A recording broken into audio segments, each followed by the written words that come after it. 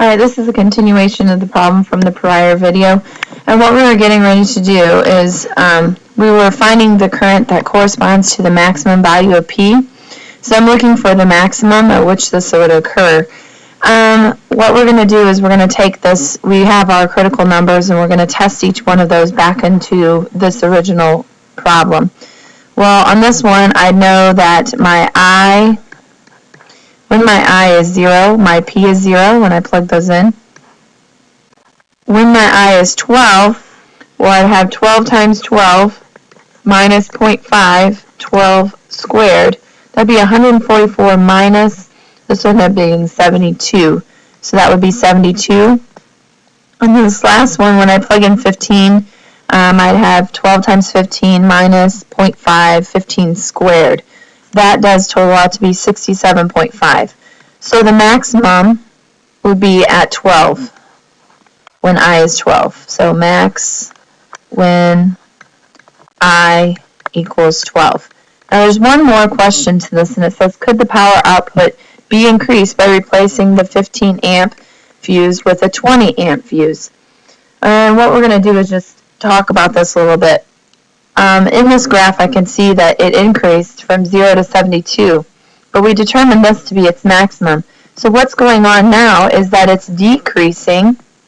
So that means that if I was 20, okay, if I was 20, that would not make any difference because P is decreasing once I is 12.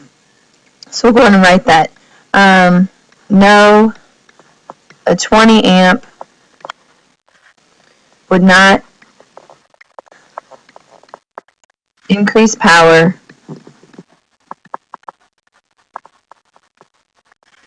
because P is decreasing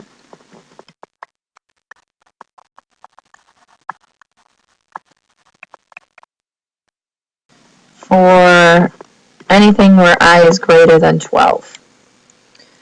Okay, my last example is just an example to help explain critical numbers of something maybe that's a little bit harder. So we're going to do this derivative, and what makes this difficult is just the product rule within the quotient rule and then trying to factor some things out. So I want to show you an example like this. So we're going to find the first derivative of the the second. The derivative of the second would be 3x plus 2, lower it by 1, take the derivative of that part right there, which would be a 1, plus the second times the derivative of the first, which would be 2x minus 4, take that derivative, which would be a 1. So what can we do to simplify this? Well, really, if I look at this a little bit closer, I'll notice that there is an x minus 4 in each of these. There's an x minus 4 that's actually factored out. These are all being multiplied together, and so are these. So I could take out that x minus 4, and then if I look a little bit closer, there's x plus 2's in each one of them. There happens to be at least 2 of them. So I could take out an x plus 2 squared.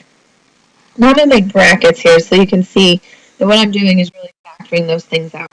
So from this first term, I factored out an x minus 4, but there's still another x minus 4 left. And there's also the 3. But I've taken care of the x plus 2 squared because I have factored that out. Then I'll bring down my plus sign. Notice I've already taken out the x minus 4, but I need the 2, and then I need the x plus 2.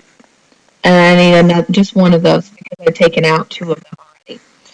What does this do? Well, it means that I have critical numbers. I can see the first 2 rather easily.